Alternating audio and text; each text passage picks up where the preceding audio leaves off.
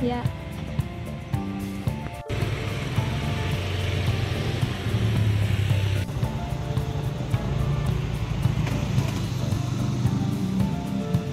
Tuh, ini turun.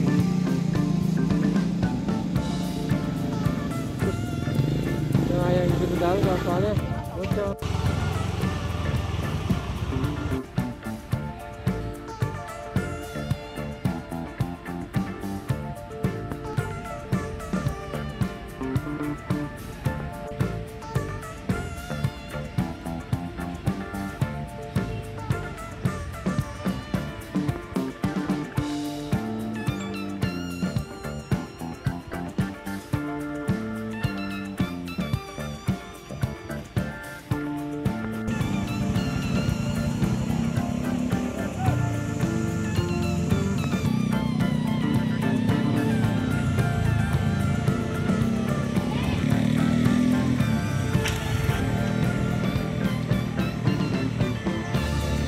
Apa? Bukan.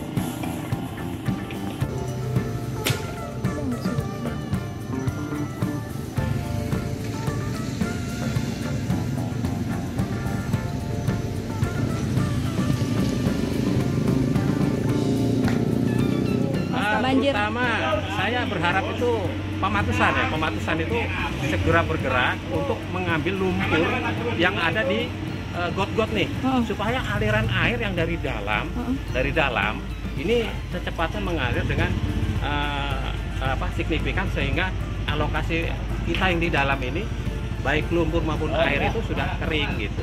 Ini terhambatnya karena lumpur ini masih banyak di got-got, di aliran-aliran drainase gitu.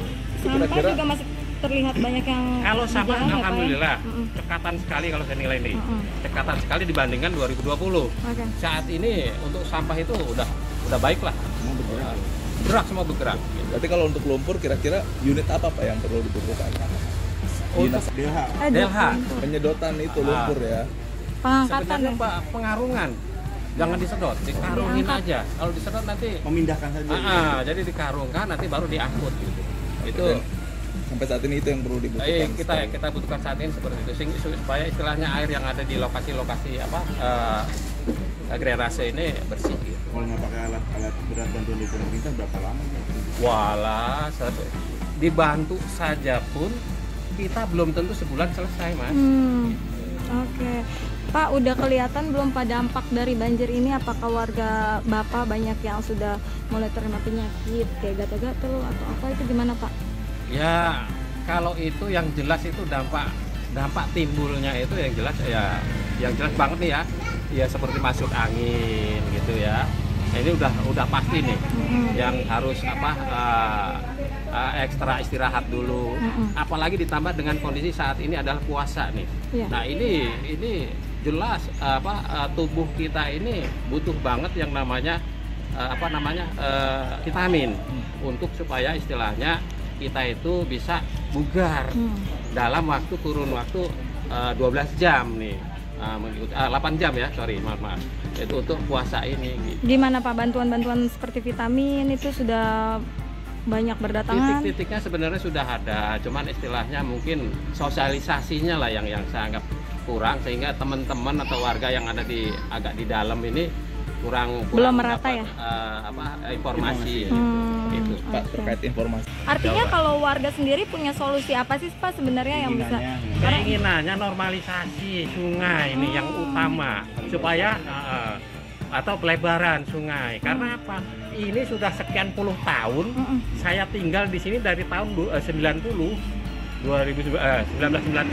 itu tidak ada yang namanya normalisasi, sehingga lumpur makin naik, air begitu datang ya makin meluap gitu.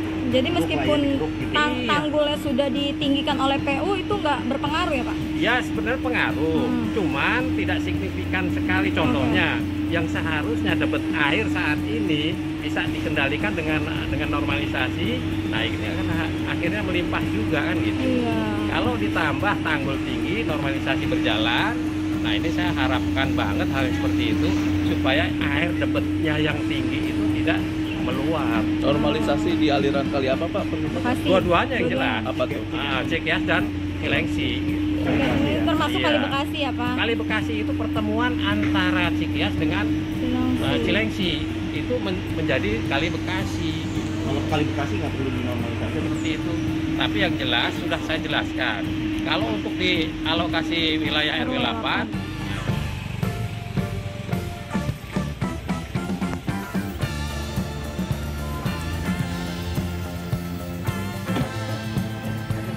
ya.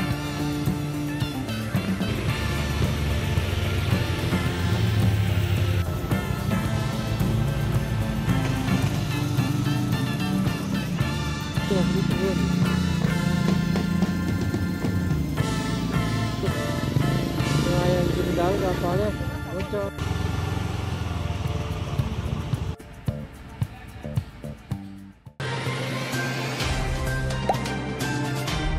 Dengarkan berita bersuara.